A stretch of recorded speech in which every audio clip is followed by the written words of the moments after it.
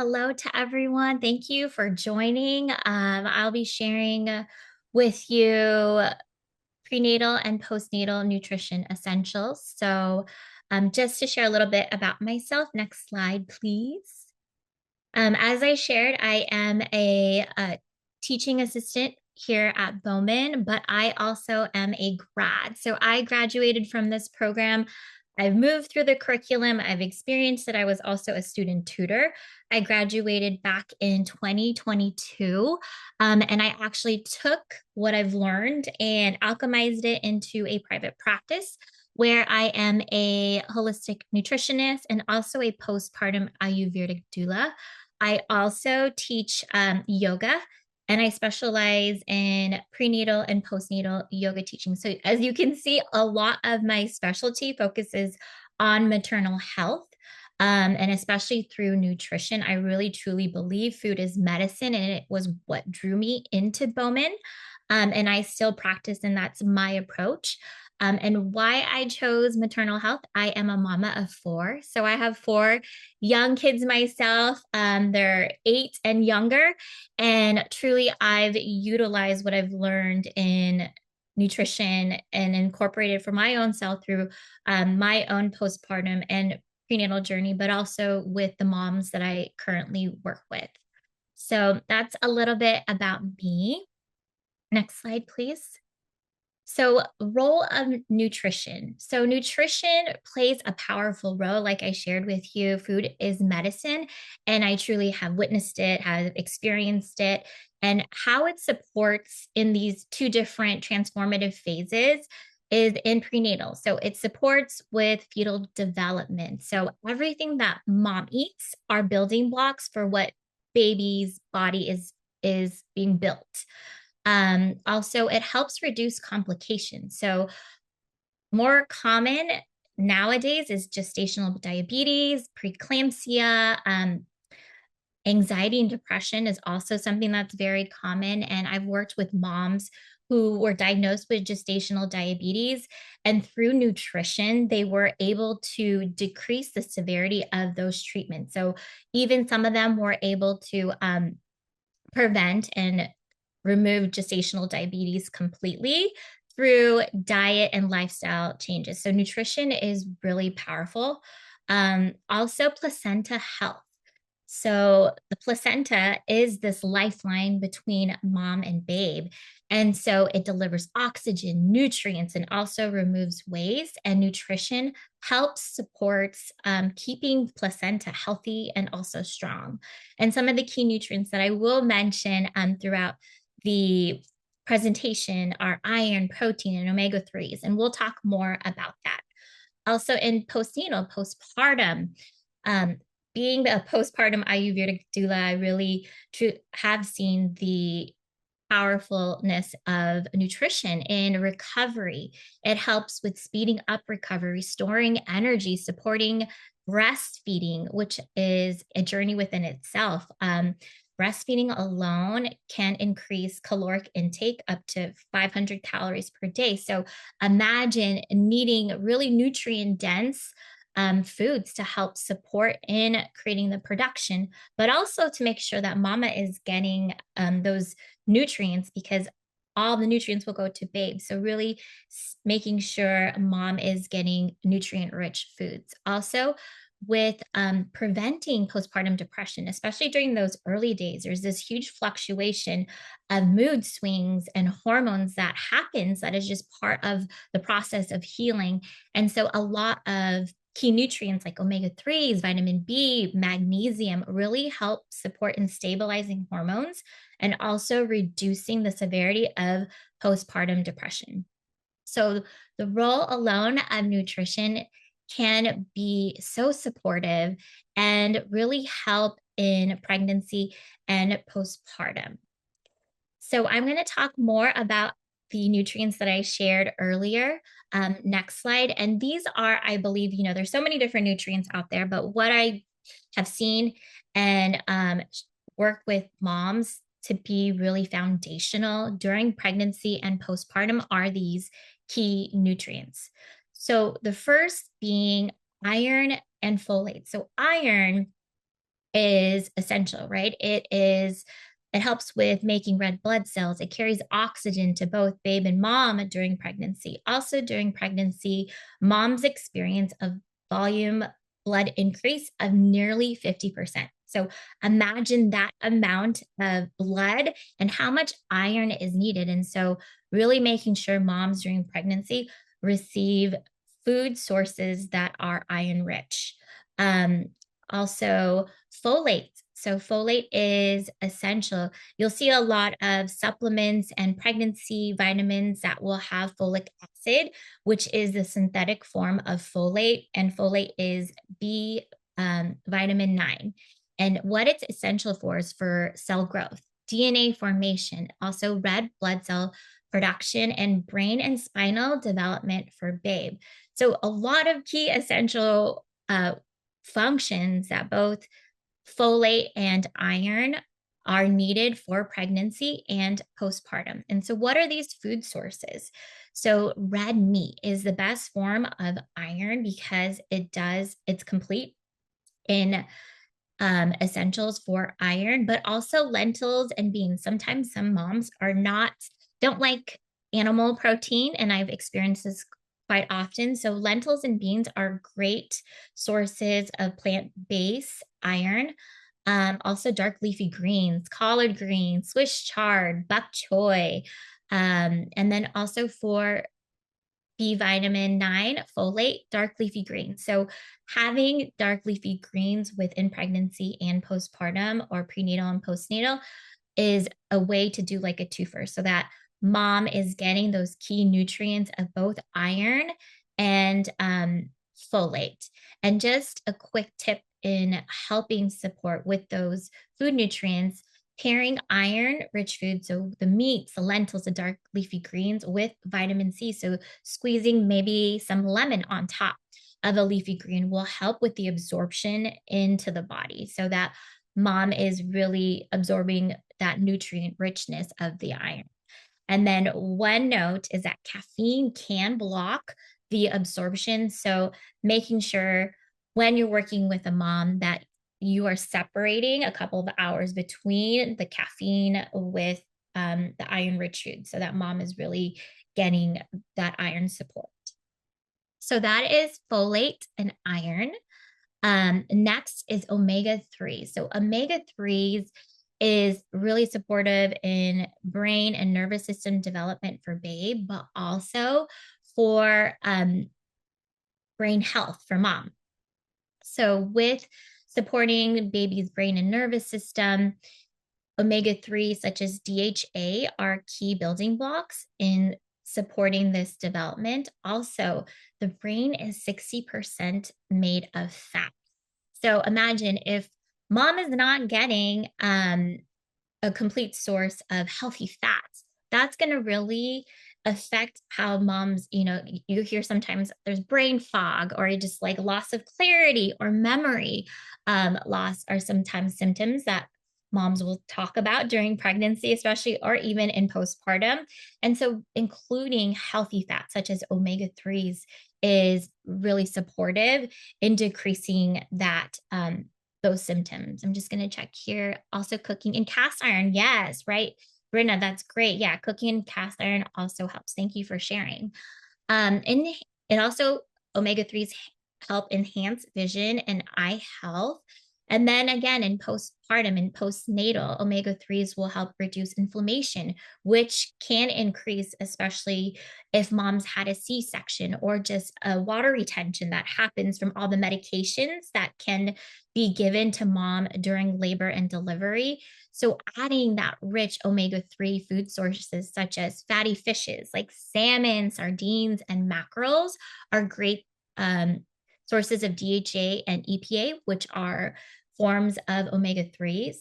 Also, flax seeds and chia seeds. So, I love creating, it's called like a nut smoothie for moms and adding in flax seeds and chia seeds in there so that they can also get those omega 3s. And just also walnuts is another source of omega 3s. I know I've heard some moms eating tons and tons of walnuts during pregnancy to help with brain development. And that is true because it has those omega 3s. So those again are fatty fishes, salmon, sardines, mackerels, flax seeds and chia seeds, and walnuts. So now moving to protein. And I know protein is like, oh, that's like a given.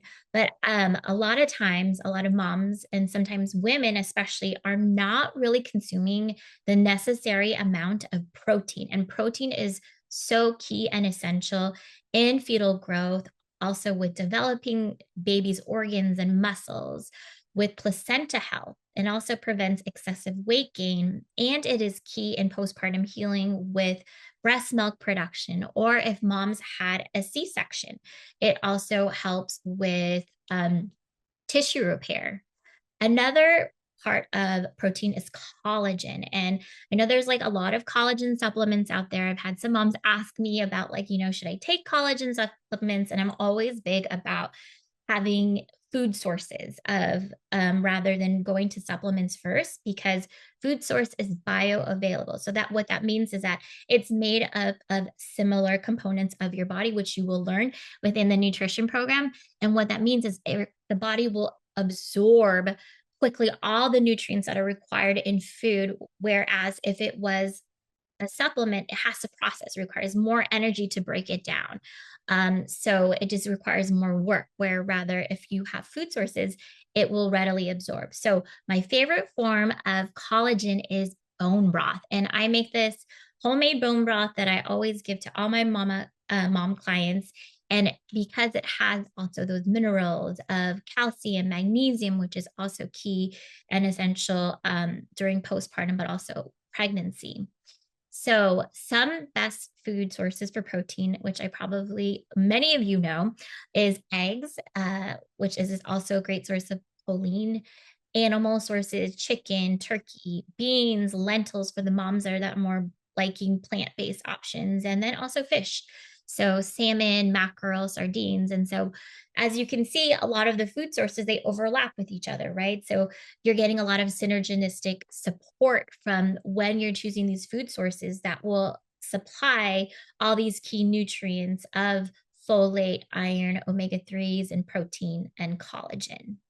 Um, some quick tip that I also like to share is using a source of protein with every meal and snack, and that will help with keeping blood sugar stable, and so that moms don't experience these energy crashes. And I mean, I think just most of us in general around that 1 p.m., 2 p.m., you hit that kind of slump, right? And so like what is a great strategy is to grab a source of protein to help spike up that energy again, rather than that caffeine. I'm not saying don't have coffee, but I mean, it's just another useful way of helping in that blood sugar energy crash. And then the last fundamental, I would say, like foundational nutrient would be probiotics and digestive support. So during pregnancy, a lot of work is happening, right? The body is building this baby. And so energy kind of and nutrients stay kind of go last towards the immune system or the digestive system. And so supporting moms so that their immune system or digestive system don't start showing up with these symptoms would be adding probiotics. Um, and some of those food sources would look like yogurts, sauerkrauts, kimchi, also kefir, and miso and tempeh, or fermented pickles. And all of these types of foods not only will help support the digestive system and immunity, but will also help with hormonal balance. So again, that fluctuation that happens with hormones that happen during postpartum also happens in pregnancy. So making sure if you're working with a mom that they're having that yogurt or they're having a kefir or fermented pickles to help support their gut health and also immunity. And one fact that I love so much is that the immune system, 70% of it lives in your gut. So if you feel like and you work with a mom and their immunity is dropping or they're constantly getting sick, it's taking a look at their gut and helping with support with the digestive system. So again, adding those probiotics or even prebiotics. So prebiotics feeds that good bacteria in your gut. And so foods such as onions, garlics, bananas, and even oats are really supportive in um, a source of prebiotics. So you can supplement probiotics and prebiotics with those food sources. So I'll share it again because I see some of you taking notes and I don't have it up here. So probiotics, again, are yogurt, sauerkraut, kimchi, kefir, miso, and tempeh, and fermented pickles. And then for prebiotics, so what's going to feed those good bacteria in your gut is garlic, onions, bananas, and oats. So those are some supportive foods there. So next slide, please. So I'm going to share some myth busting and some fun facts. I know there's a lot of information out there, right? Sometimes we're bombarded with all this information, especially with social media, telling you should not, or you should do this and this and that. And so some of the things that pertain to pregnancy and postpartum is the first one. Pregnant women should eat for two. So this one is not true. So yes, you are creating a baby. Yes, you should have these nutrient rich foods, but that doesn't mean you add up and stack up calories. It's not caloric. It's more the quality of that food. So like what I shared with you, having protein and iron rich food. So just having that balanced plate of protein and leafy greens and your kimchi, right? So having that well-balanced plate so that mom is getting those nutrient-rich, dense foods, that's going to help in supporting as she's creating babe, so that the baby can receive those organ support in development, the eye, the brain health, and things like that. So that is not true. The second one is all seafood should be avoided during pregnancy. And I think I already touched upon that. And that is not true because, again, we want omega 3s. We want moms to have those omega 3s for her own brain health, but also for baby's brain health development. And then with spinal development, nervous system development. So omega 3s are key and an essential, and where that's sourced from is through seafood. However, staying away from high mercury fishes such as swordfish, king mackerel, should be limited or avoided. So staying within the salmon, sardines, anchovies, if your mom likes that, your mom you're supporting likes that, is supportive with baby's brain health and eye development, but also mom's brain health as well. The next one is avoiding all herbs during pregnancy.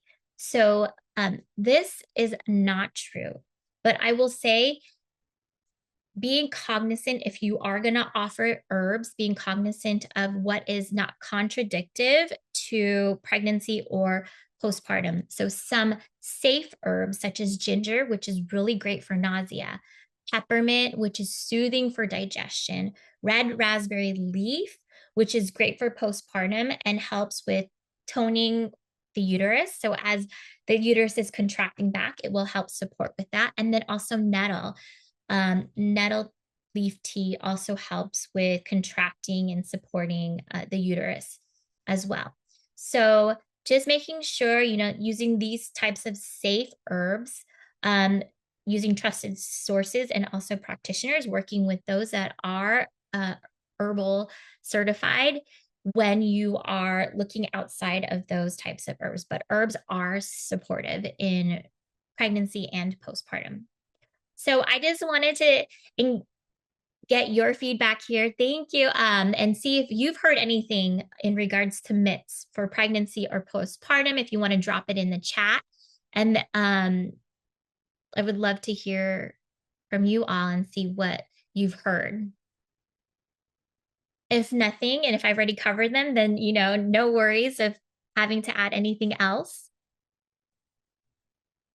Peppermint oil. Oh my gosh, so wonderful. Peppermint oil is really good as well. Like putting it on temples if a mom is experiencing headaches, which is also a thing, that helps. And then you can even have the mom put it on her stomach for digestive support and doing massages on stomach if they're having digestive system during postpartum.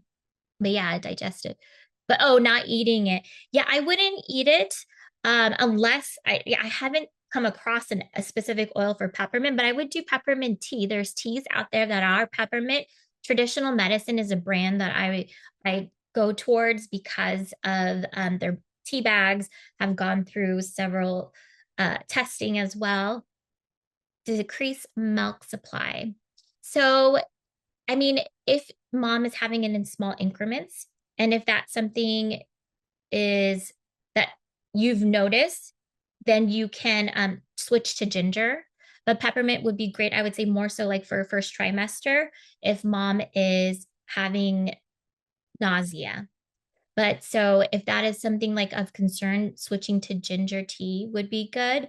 But if mom's just having like a cup of, like a 6-ounce glass, that's not going to affect the milk supply.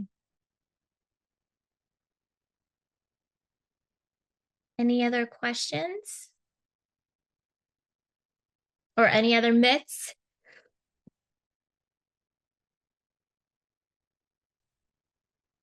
Awesome. Okay, so going to the next slide. So other ways to support prenatal and postnatal moms. So mindful eating and digestion. Um, this you will learn a lot of. You will learn in the nutrition program about the digestive system.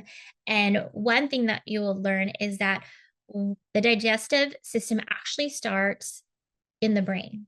So this is something that you would share with moms. So making sure that they're eating slowly and because once you sit down, the body then triggers and acknowledges, oh, we're about to eat, and it will stimulate digestive enzymes in your digestive system. So if that skipped is stepped, then there isn't going to be that much digestive enzymes to break down the food. So having mindful eating, meaning sitting down and taking a moment before having the meal or eating slowly can create discomfort. And we don't want moms to have any more discomfort than they're already experiencing. So having that simple step and sharing that with moms that you work with will be supportive in decreasing digestive discomfort. Also, chewing foods. So I will say I am a culprit of this sometimes because I'm in a rush and I'll just like swallow too quickly. And, that will also create digestive discomfort. So making sure to fully chew your foods because that is part of the digestive process.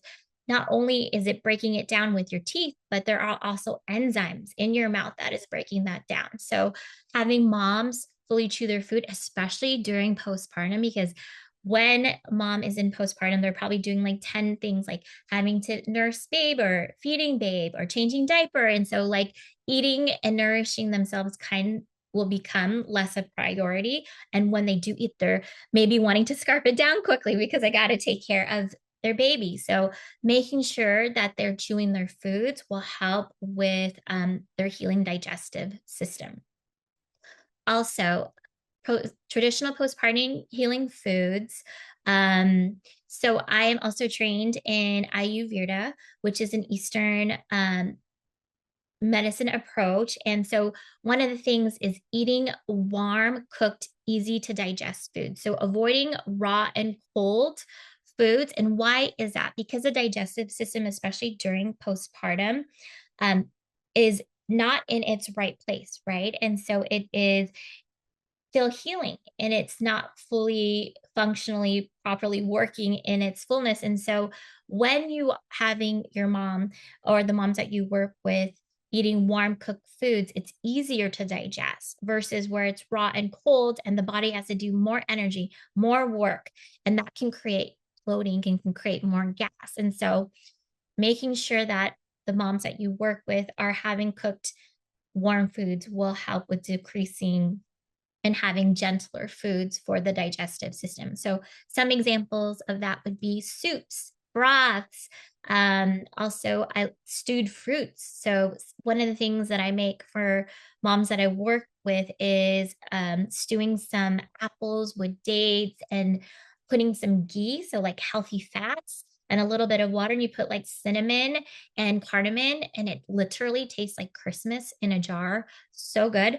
And it's very supportive. It helps the digestive system. It'll help with having regular bowel movements, which is also a symptom that can come up, is irregularity in bowel movements, especially during postpartum.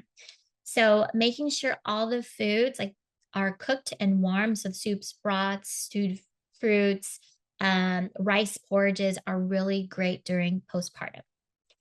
And then lastly, hydration. I think this is overlooked quite a bit, and it's so essential. It helps with tissue healing, hormonal balance, breast milk production, and just overall energy and mood regulation. So, how do you help the moms that you work with stay hydrated?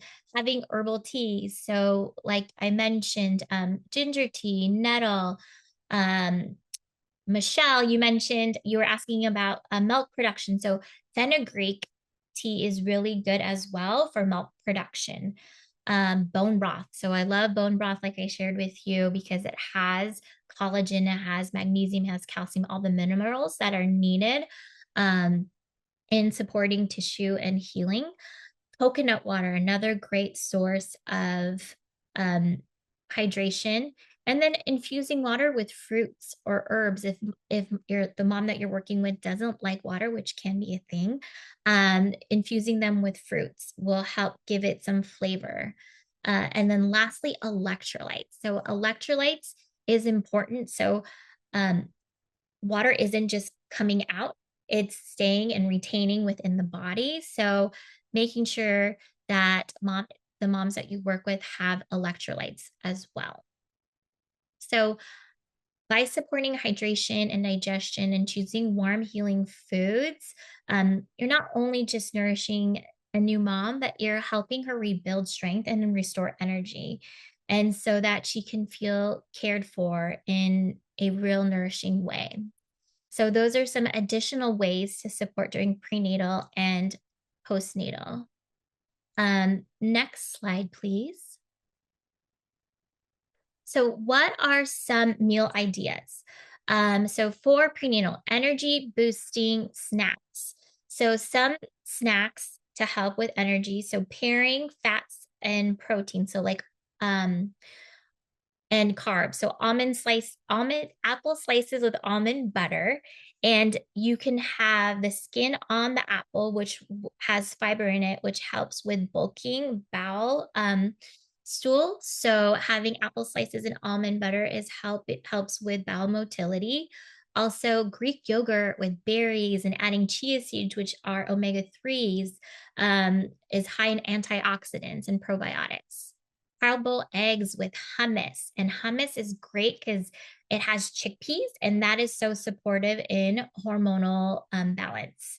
And then this is my favorite. It's like a great dessert treat that's rich in iron, but also creates satiety, which means keeps moms fuller longer.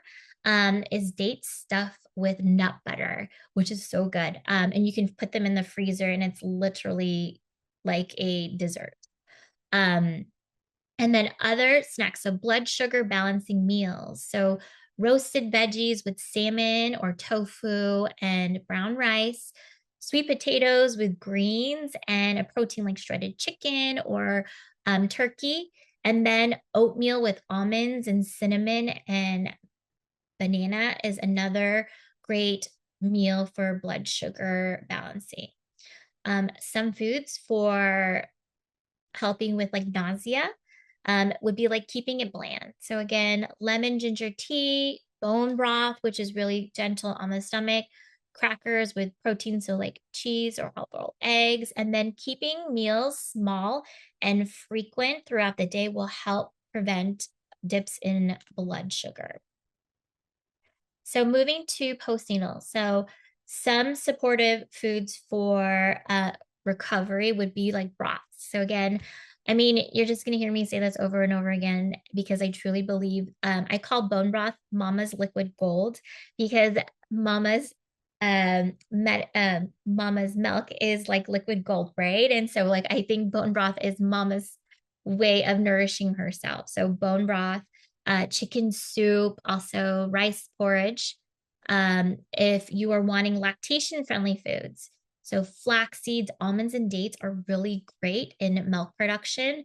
Also, Ojas bars, which is something that I make for moms. And what it is sesame, sesame seeds, almonds, dates, and then you put cardamom, cinnamon, ghee, and you mix it up in a food processor, and then you can just make them into bars and put them in the fridge. And that will also a great easy snack that's one-handed. That's great for postpartum.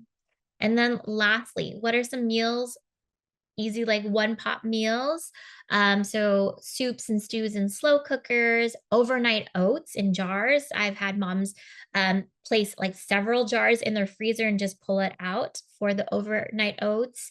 And then making like egg bites and then also freezing those. So those are some just examples of supportive foods that are easy that can be great sources for moms to eat during postpartum and also pregnancy. So, really, the goal here is just keeping the foods soft, simple, and easy to digest, but full of nutrient rich meals. Next slide, please. So, some just key takeaways here. So, good nutrition is crucial for both mom and babe during pregnancy and postpartum. It isn't just a support tool, it's foundational. Nutrients support fetal development, postpartum recovery, and lactation. And knowing how to support these through foods is such a game changer. I shared some common myths that were debunked, which you also asked. And so hopefully I helped create some clarity around those. Simple real life meals.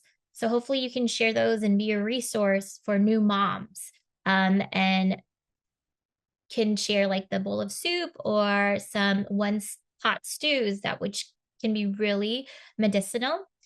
And lastly, you as a future nutritionist can make a difference in maternal and baby's health. Um, you can help shift this narrative of just surviving through pregnancy and postpartum, but truly healing and thriving. And that really creates impact, which ripples onto families and entire communities.